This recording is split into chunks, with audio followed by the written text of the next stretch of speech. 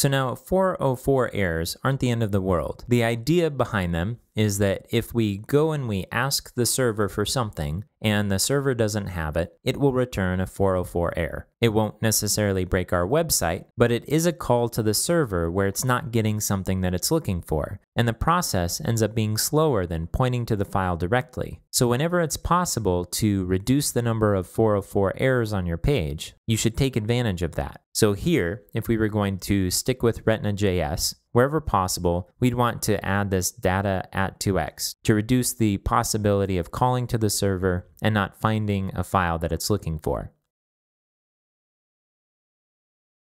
Now, one of the downsides of this approach is that if we look at the files that we've downloaded here in the network, and we check out what we've downloaded, you'll see that we downloaded logo.png and also the 2x version. So before we were exploring the Retina.js option, our solution was to just serve a high-resolution image. Sure, it would mean a bigger file for people to download, but it would work fine on lower-resolution displays as well as high-resolution displays. If we go with the Retina option, then anybody with a high-resolution display will end up downloading even more because they're downloading the low-resolution and the high-resolution as well. So as you're weighing your options, if you're trying to figure out which approach to choose, consider what your end users are like. The folks that have low resolution screens are often going to have slower internet. So if we want to prioritize their needs, then Retina.js is a better solution. However, if we think that the bulk of our users are going to have high resolution displays, or we know by looking at our analytics that they actually are, then we may not want to punish them by forcing them to download 2 different images every time that they need one. And in that case, it makes more sense to just serve up high-resolution images and not use Retina.js at all. Okay, so Retina.js was the third of several solutions for dealing with the fact that different people have different screen resolutions. The first was to ignore it. The second was to serve high-resolution images to everybody, and the third is to swap it out depending on whether the user has a high-resolution display using Retina.js. So one thing we haven't talked about yet is the idea of making a site responsive. Now, responsive design is an answer to the problem that all of us come to the web using different devices. Sometimes we use notebooks, sometimes we use our phones, sometimes we use tablets, and the number of devices will continue to grow. Now, when smartphones started becoming more popular, website developers realized that there had to be a different option than the typical desktop option. And so a common solution was to create 2 separate websites, one for mobile browsing and one for desktop browsing. For a while, that worked okay, but the problem with that is that now you have 2 different sites to maintain, and syncing up the data as well as the look and feel between those 2 sites can be tedious and error-prone. So the idea of responsive design was put forward, which is the idea that we adjust the layout and sizing of our page to fit whatever size viewport is being used. So in the case of a desktop browser like this, the viewport is the size of the browser. In the case of a mobile phone, the viewport is the size of the screen. And because there's new variations all the time, it makes sense to build a site that will adapt to those different sizes and provide an optimized interface regardless of the size.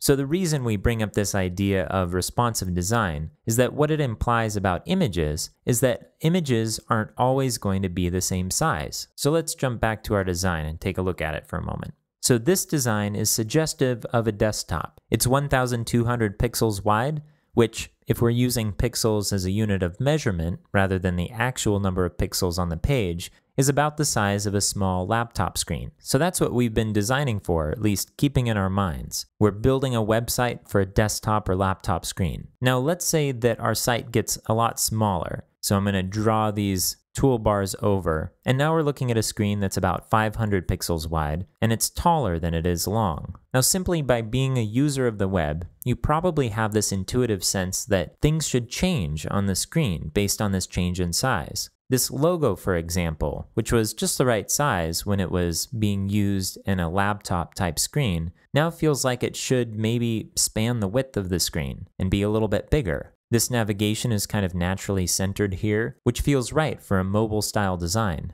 And other things as we move down the page should change to kind of conform to the idea that everything's going to be in a single column. Now for this project, we didn't get any mock-ups for the way this site is supposed to look on smaller screens. So we're going to have to take some guesses and play around until we get something that looks reasonable. So back to what we're doing, we're dealing with this image right here. And we've been talking about how we want to be able to adapt to different screen resolutions so we can serve a high density image. But now, if we're going to be designing a responsive site, we have to also keep in mind grabbing the right image from the server for the context that it's in. That is, when it's in this situation, the image is going to be bigger in terms of absolute size. So we may actually want to pull in a higher resolution if the viewport is smaller. So how are we going to do that? Again, one of the options is to just serve high resolution images so that they look good at any size. But there's an even better solution, which is using a fairly new spec for the image tag that allows you to specify multiple images for multiple scenarios. So let's go back to the browser here.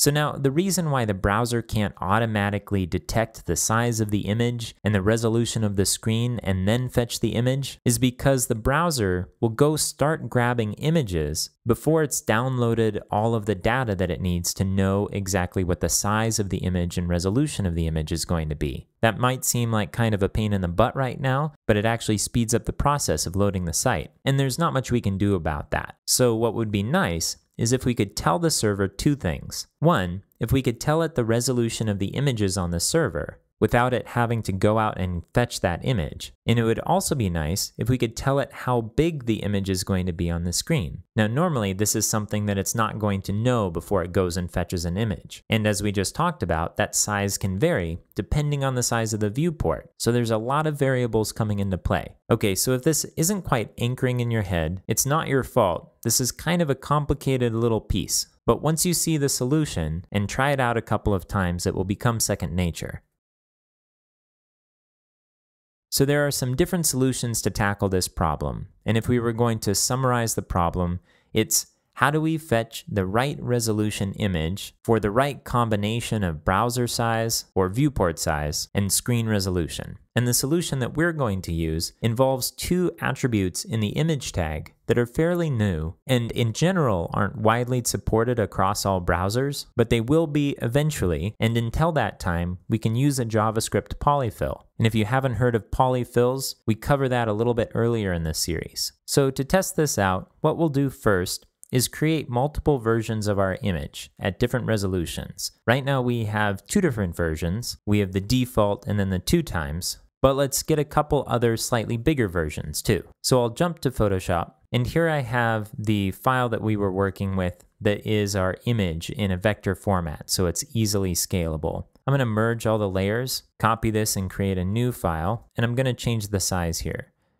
So we'll start by changing it to 2000 pixels to begin with, and I'll save this for the web, and I'm going to call this logo 2000, so it's easy to pick out. And then I'll change the size again to 1000, and we'll save this for the web, and I'll call it logo 1000.